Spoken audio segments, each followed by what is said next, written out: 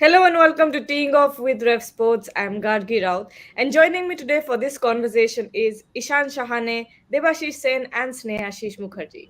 In last night's IPL game, we saw RCB taking on Sunrisers Hyderabad and RCB winning the match after a streak of losses. But RCB won the match by a margin of 35 runs. But it was Virat Kohli who found himself under immense criticism after his 43 ball 51 run knock. We'll talk about that and also play an exclusive interview of HS Pranoy ahead of the Thomas Cup tournament, so stay tuned. Ishan, let's start with the RCB match last night and the burning debate. Many claim Virat Kohli's knock was selfish or clueless. What are your thoughts?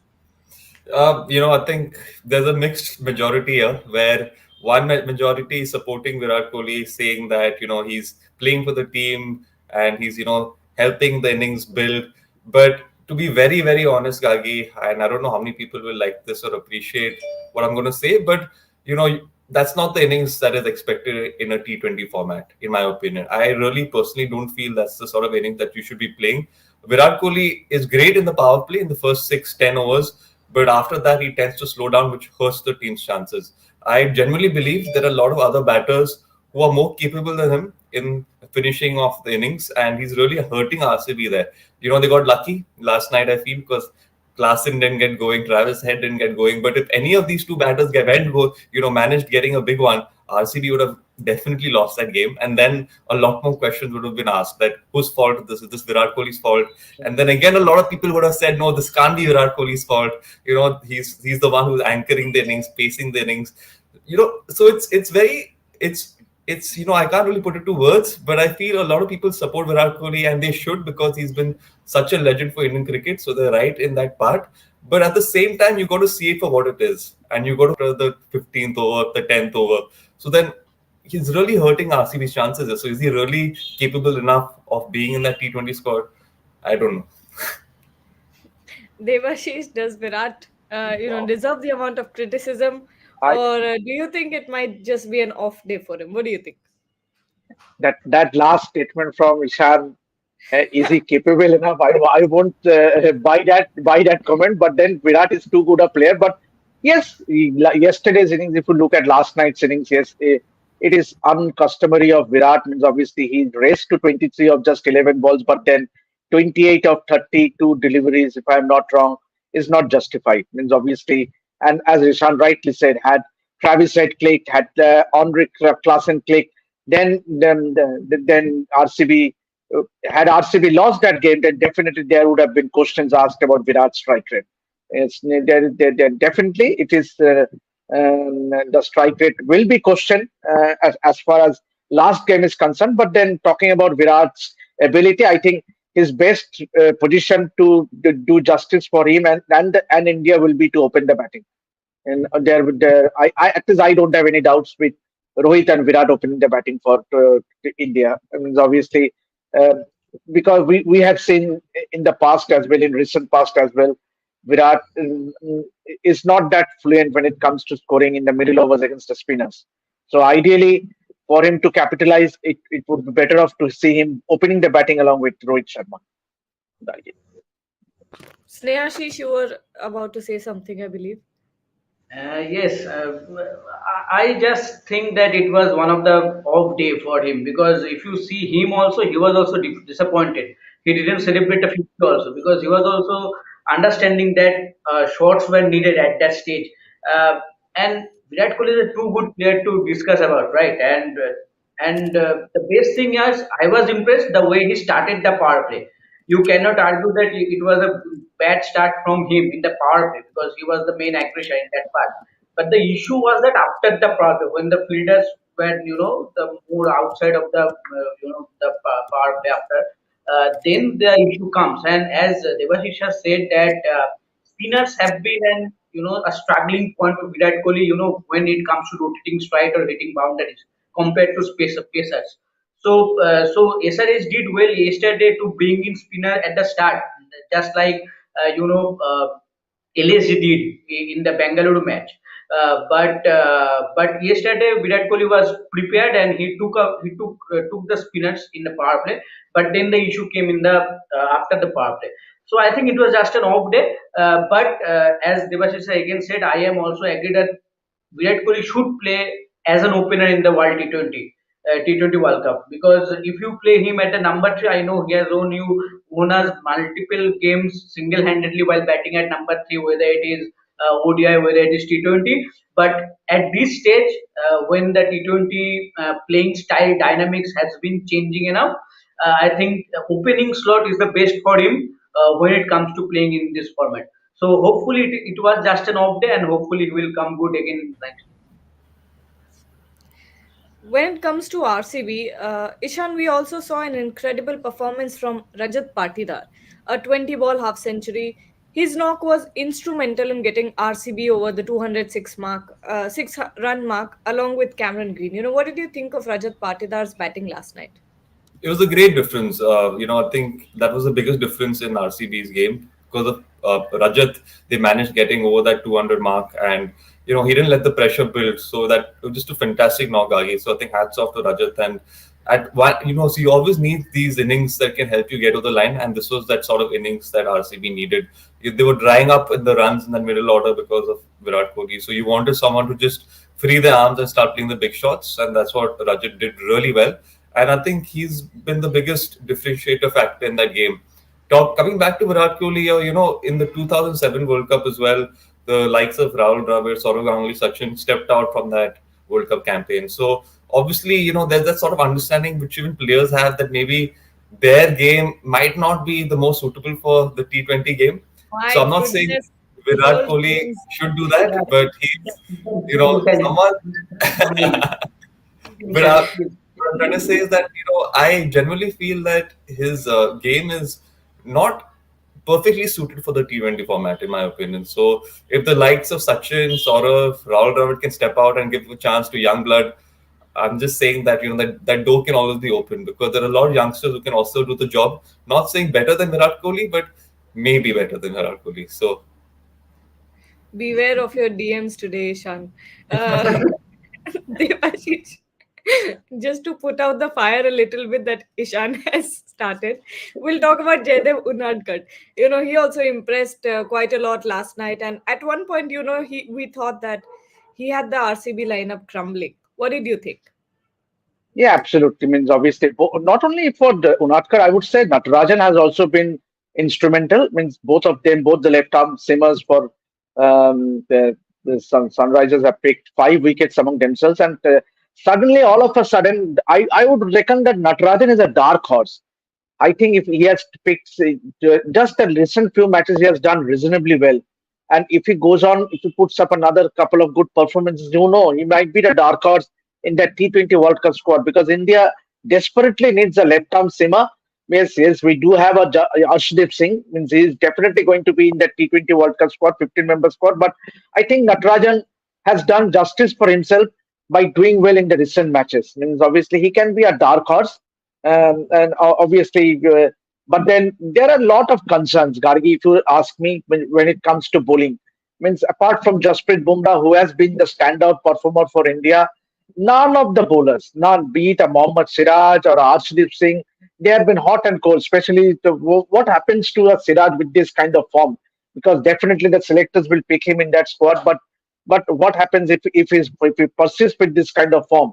Means that won't do a world of good for India. So plenty of worries for India as far as their bowling is concerned. As far as batting, definitely they have that firepower. I have no doubts. With even the wicket keeping slot is also whoever gets picked, either Sanju Samson or Pant or even a KL Rahul. But then when it comes to bowling, I'm not talking about the spin bowling. When it comes to the seam bowling, there lies India's biggest problem because India does not have a informed fast bowler. Means apart from Jasprit Bumrah, who can give that confidence to the team management. And so, lot of concerns and worries for the Indian team.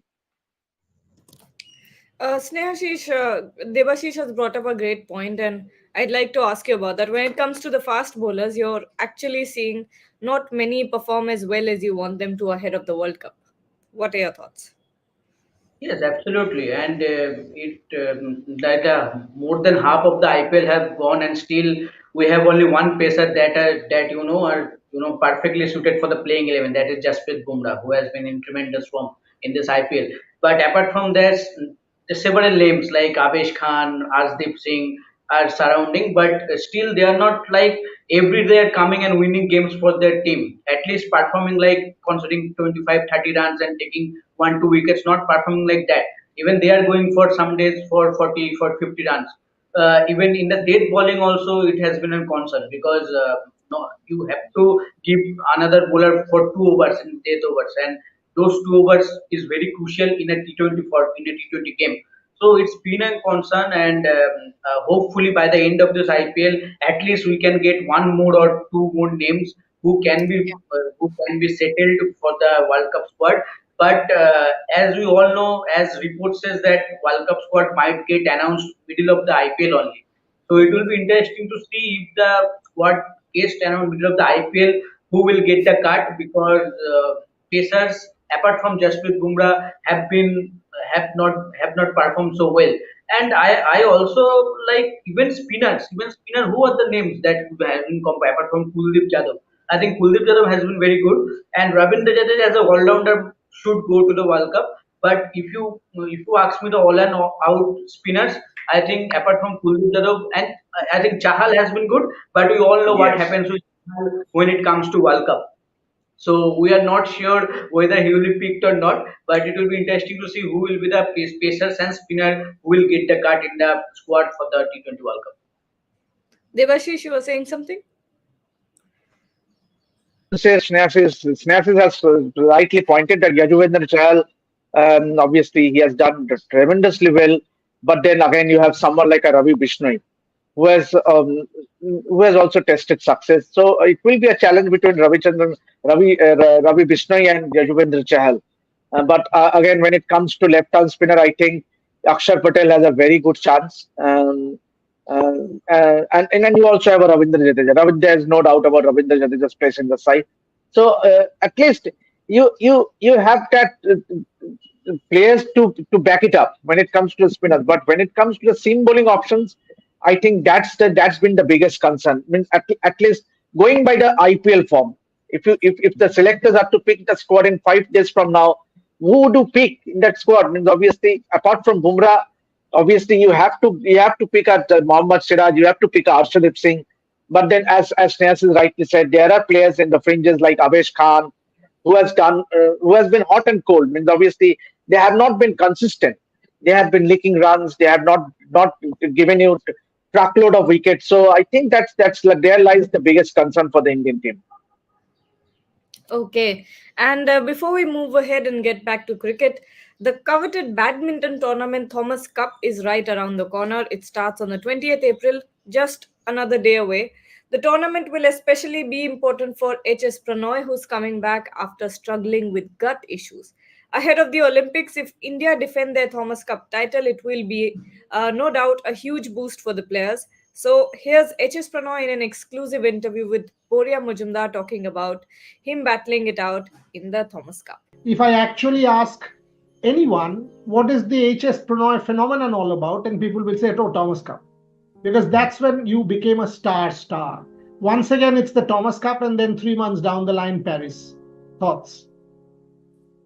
Yes, I think to come back to the Thomas Cup time is very exciting for not just the players as such, but I think for fans also. I think it's a little bit exciting from a fact saying that we are going in as the defending champions of such a big tournament, and it doesn't come very often like that. And I think from a team perspective also, I think we're looking at a very good team again, and I think Laksh hitting form was something great for the entire team because now we have Laksh also getting in from a second singles perspective. That's going to be very crucial, and to have him playing back to his best, I think it gives us much more chances getting into something like a Thomas Cup. So. But I think as I think everybody expects, saying that I think Thomas Cup is some kind of event where I think there is always an upset which keeps coming, because I think the men's singles, or say especially the men's category out there, is very wide open. I think especially both in men's singles and men's doubles, there we've seen a lot of upsets throughout in the last few months, and that kind of is very much possible to happen in Thomas Cup also when it comes to team events. So I think as a team, I think we are really looking forward to that 1 week of getting back to a team event atmosphere and playing again for the entire team and for the entire country. I think that feeling is going to be good. Back to cricket now. Ishan, with the way that everything is going since RCB played last night, I know you said that Virat should think about stepping down, but when you think from the selector's perspective, do you think he's making it to the team? No, no, no, From the selector's perspective, Oh, she said no.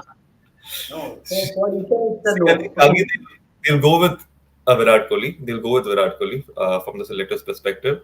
But how much of that decision will be right, we'll only come to know with time. So I feel they'll stick with Virat Kohli, but will it work out? We're not really sure at the moment. I generally feel that Virat Kohli is a great player, as a legend of Indian cricket, but maybe not in the T20 format as much compared to a lot of youngsters who are doing well at the moment. The youngsters aren't legends by any means, but they're more suited to the game at the moment, in my opinion. So Virat Kohli will be in that plane, but it'll be up to him now to soak in the pressure and prove all of us wrong, especially me wrong. So, I'm wishing Virat Kohli the best. I hope he really gets going. I hope he, pushes on after the first six and even the 10 overs. That'll be great for Indian cricket. But at the moment, the way he's playing is looking a little difficult. Devashish, your thoughts on Virat making it to the I team? mean, I have no doubts whatsoever. So Virat will definitely be in that T20 World Cup squad. But then what will be his batting order will be debatable. Means whether he goes on to open the batting for India or he goes in at number three. That is the biggest consensus. Means obviously, ideally, if you ask me, he should open the batting with Rohit Sharma. Given the way he has performed in the IPL, he looked to dominate the attack in the power play, as was the case even last game also, last night's game also. 23 runs with Fab Duplessis also firing the RCB rest to some 40 runs in 3 overs. So that is what you know, what you want when this is the template. When you see a Travis Head, see a Phil Salt, the way they have played in the power play. So I think that should be the template. Means just to means it doesn't matter if you and do not end up scoring a 50, even a 40 or 20 balls will do a world of good for the Indian team, and that is what the kickstart you need when it comes to the T-Test format. Because we have already seen Rohit Sharma, he has dominated the attack for Mumbai Indians. Means obviously his strike rate reflects that almost 160 plus strike rate, and as far as Virat, I think his best possible chance means obviously I am not an expert, but I feel his best possible chance not only for himself but for India is to open the batting. Yes. And Snehashish, final question to you about football. In a day's time, Mohan Bagan takes on Odisha. It's a do or die match for Mohan Bagan. How do you think their chances are looking like in this match? I will say it will be a 50-50 match because whoever plays good on the night, they will come out victorious because it's not a big trail by for Mohun Bagan. It's only 2-1 they are trailing and they are playing at home in front of a full house crowd, I think. And when again, I hope that again it will be around 55 or 60,000 people cheering for Mohun Bagan, and that will be huge task for Odisha FC to play at that atmosphere. And the best part, I think, the comeback of Abdul Samad. He played some minutes at Odisha, and hopefully in the second game in this leg, I think he will be a player to watch out for Mohun Bagan.